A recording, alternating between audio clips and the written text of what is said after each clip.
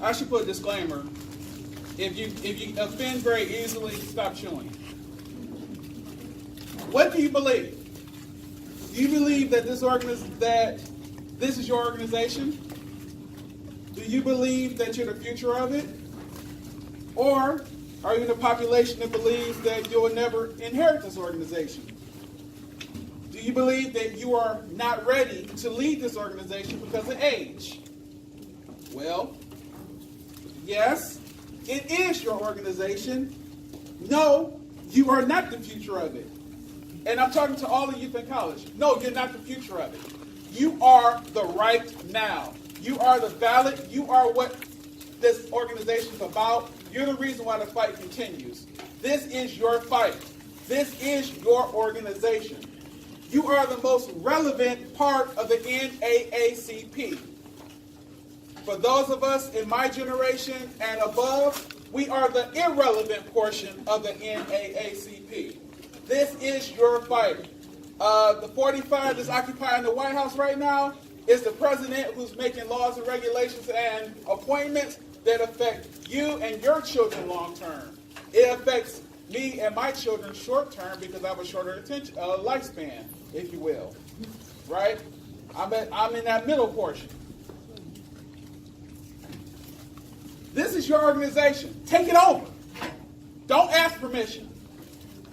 I thought we were the organization in our Constitution that says that we will utilize militant behavior if and when necessary. I didn't make that up. Read your Constitution.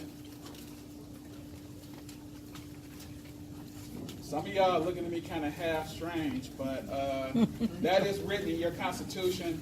I know some of y'all are like, ooh, somebody ain't gonna like this, but you know what? Every so often, somebody gotta be bold enough to say really what everybody else is thinking. And just for the folks who don't know me, I have 31 years in the organization, so I'm not some Johnny come lately. I get it. Every so often, you have to reset the clock and move time forward.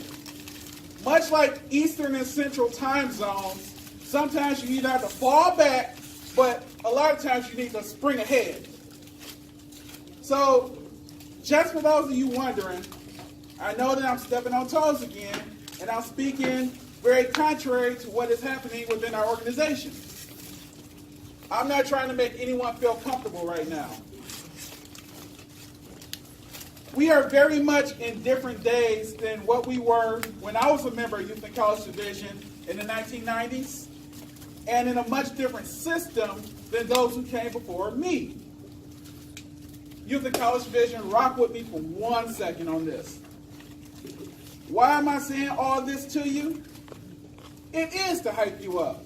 It is to validate you, and it is to tell you that it's okay for you all to go for it and advance this organization. Because if it was being advanced already, there wouldn't be a Black Lives Matter. It would be an NAACP doing our job. Wow. Can you say that again?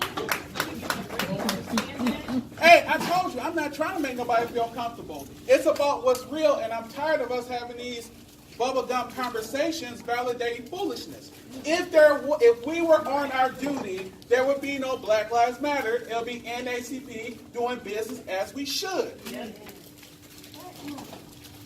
Today is your day. Right now is your time. This is your NAACP. My job as an advisor, and advisors here, mentor them, assist them in providing opportunities for them to get further. I know that some of us believe, well, you need to get it how I got it. Them days have passed. There are so many barriers and roadblocks that you can never see because you don't live in that vision. I'm sorry. No, I'm not. Provide opportunities for our young people. You need to teach them the game from the streets to the suites. They need to be able to sip from a bag with a vagrant, and they need to be able to dine with the queen. They need to know the game on all levels as opposed to you taking it to the grave. And also, and my brother Cole spoke to this earlier, you're not supposed to talk at or talk down or break them down, because that's what some of us used to call pledging. And that's illegal within the Greek system, so why do we permit it here? Okay, maybe that just went past some folks, but I said that you're not supposed to talk down, or degrade, or break down our young people, because back in the day, that was called pledging from fraternities and sororities, which is illegal. So why do we permit it within our organization? As I move towards closing, told you I'd be finished for most of y'all. Y'all can start chewing again. Let me say this. I get your struggles. I too have sat in those seats. I too have sold dinners. I have been out hustling for my youth council, my college chapter, all of that within the association. And I understand your struggles within school and education. Oh my God. So for any folks who don't think that the struggle is different in school and education with these folks, you need to really check out what's going on in education. Yeah. I create the curriculum to teach the teachers how to teach them. Old school teachers innately had mother wit. They could look at a child and know when something's wrong. But they were also, the teacher standardly used to look like the child. That ain't so much now. I don't care, and it's in some cases where you got black folk who ain't really black. Same skin, no kin. So, oh, sorry. I should have told y'all not to chew on that. Not to chew on that. But that I instinctively, and I'll say this candidly, I teach white people how to teach black children, marginalized children, and immigrant children. Why? Because they do not have they cannot conceptualize, they cannot understand, they do not get it, they cannot get what is wrong with black kids. It's not you all, it's them. Yeah. Oh my God. I am so sick and tired of looking at all this national data, and I left out of my bio, the long drive bio, that I spent 5 years working with the Republicans. Because I need to be, and this is my old head, I need to be that spook that sat behind the door. Because I need to know, why do they do to us what they do? It's all about, and they know this, and everybody else knows, it's all about money. Each of you are a dollar amount. It's just a matter of what field you're going to be in. Either you're going to work in their industry for $7.42 to $11 an hour, their other industry of jail, or in some way, shape, or form to further their millions and billions of dollars. Each one of you have a dollar amount on you. It's just a matter of what field they're going to put that dollar in. I digress. Nah. When y'all let me be. Yes.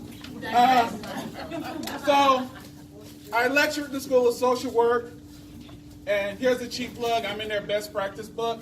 Not because I'm this super smart guy. And FYI, I barely graduated high school. I got put out of undergrad because they just got tired of me being there. And I allegedly was stupid all of my life. I did not know until a professor at Harvard gave me a test and said, wow, you realize you're in the top percentile of smart people in this country? I was like, straight up? That shows you that there's no such thing as a stupid kid or a stupid person. I'll tell y'all a secret that white folks won't tell y'all.